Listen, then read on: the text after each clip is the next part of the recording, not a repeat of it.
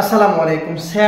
Very sad একটা news. সেটা হচ্ছে যেটা মাহমুদুল্লাহ রিয়াদ 2 দিন আগেই কিন্তু যে নিউজটা লুটে ছিল যে মাহমুদুল্লাহ রিয়াদ অবসরে যাবে, বাট অবসরে যাবে আনুষ্ঠানিকভাবে, এরকম একটা কথা ছিল। বিসিবির দিক থেকেও কিন্তু এরকম কথাটাই কিন্তু বলেছিল যে হয়তোবা মাহমুদুল্লাহ রিয়াদ আনুষ্ঠানিকভাবেই যাবে। তবে আমার কাছে কিছুটা কিন্তু অবাক লেগেছিল, কারণ প্রত্যেকটা ক্রিকেটার যারা সিনিয়র আছে, বিশেষ করে মাহমুদুল্লাহর কথা তো আরও বিশ্বাসই হয়নি আমার বলাতে যে সে আনুষ্ঠানিকভাবে একটা ম্যাচ খেলে বা এরকম বিসিবিকে বলে অবসরে যাবে, এটা আমার কখনোই বিশ্বাস হয়নি।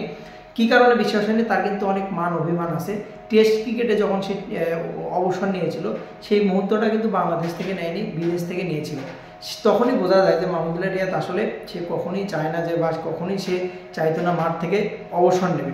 তবে মাহমুদুল্লাহ রিয়াদের অবসর ইন্টারন্যাশনাল ক্রিকেট থেকে, আর কোনো ইন্টারন্যাশনাল ক্রিকেট খেলতে মাহমুদুল্লাহ রিয়াদকে দেখবেন না। টেস্ট T20 ওয়ানডে, যদিও মুশফিক টেস্টটা এখনও চালিয়ে যাবে, বাট মাহমুদুল্লাহ রিয়াদকে আর কখনো দেখবেন না। একটা নক্ষত্র কিন্তু আবার বিদায় হলে আসলে এই মাহমুদুল্লাহ রিয়াদকে খেলতে দেখলাম। এই মাহমুদুল্লাহ রিয়াদকে আইসিসি ইভেন্টে চারটা কিন্তু সেঞ্চুরি করতে দেখলাম।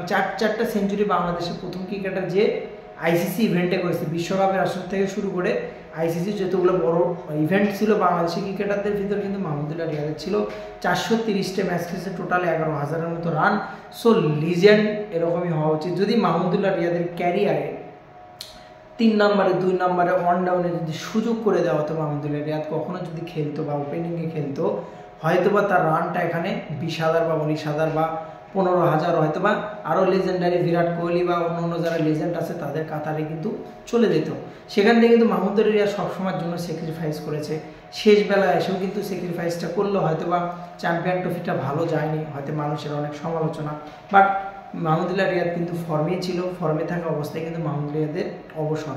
বাংলাদেশ ক্রিকেটের ভাই এটা খুব দুঃখজনক যে অবসর নেক না কেন, সে কিন্তু কখন থেকে মাঠ থেকে নিতে পারে না। এই কালচারটা কিন্তু বাংলাদেশ ক্রিকেট থেকে অবশ্যই চেঞ্জ করা দরকার, অবশ্যই এখান থেকে বেরিয়ে আসা দরকার। কারণ ভবিষ্যতে যারা ক্রিকেটে আসবে, যারা ক্রিকেট খেলবে, যারা ছোট ভাই আছে, ছোট আছে যারা পাইপলাইনে, তারা কিন্তু তাদের দেখে শিখবে। সো তাদেরকে সেই মূল্যায়নটা দেওয়া উচিত। মাশরাফি, তামিম ইকবাল, সাকিব, মাহমুদুল্লাহ, মুশফিক, পঞ্চপাণ্ডব কিন্তু শেষ বাংলাদেশ ক্রিকেট থেকে। বর্তমানে কিন্তু দুঃখজনক একটা বিষয় যে শেষ মুহূর্তে ফেসবুকের মাধ্যমে কিন্তু অবসর নিতে হলো মাহমুদুল্লাহ রিয়াদকে।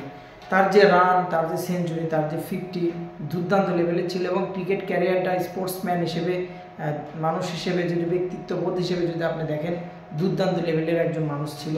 এবং সারা জীবন মাহমুদুল্লাহ রিয়াদ ভাইকে মনে রাখবে বাংলাদেশ ক্রিকেট। লিজেন্ডের বিদায়, আসলে লিজেন্ডরা গোপনে এভাবেই চলে যায়। এখন বুঝতে পারবেন বাংলাদেশের ক্রিকেটের মিডল অর্ডার বা 6 নম্বর 7 নম্বরের কন্ডিশন পজিশন, এরকম রিপ্লেসমেন্ট মাহমুদুল্লাহ আরেকটা পাওয়া, একটা সাকিব পাওয়া, একটা তামিম পাওয়া, একটা মুশফিক পাওয়া কত যে কঠিন বাংলাদেশের জন্য এখন বুঝতে পারবেন। যদি কোনো খেলা হয় বা সামনে এরকমভাবে যদি কোনো ইভেন্ট, আইসিসি ইভেন্ট বা কোনো একটা আসর বা খেলা হয়, তাহলে বুঝতে পারবেন। হয়তোবা অন্যরা সাপোর্ট দেবে, বাট ওরকম একটা রিপ্লেসমেন্ট পাওয়া কিন্তু অনেক কঠিন। Best of luck Mahmudullah Riyad ভাই, আপনার জন্য ভালোবাসা মন থেকে সেলুট, অন্তরস্থল থেকে ভাই।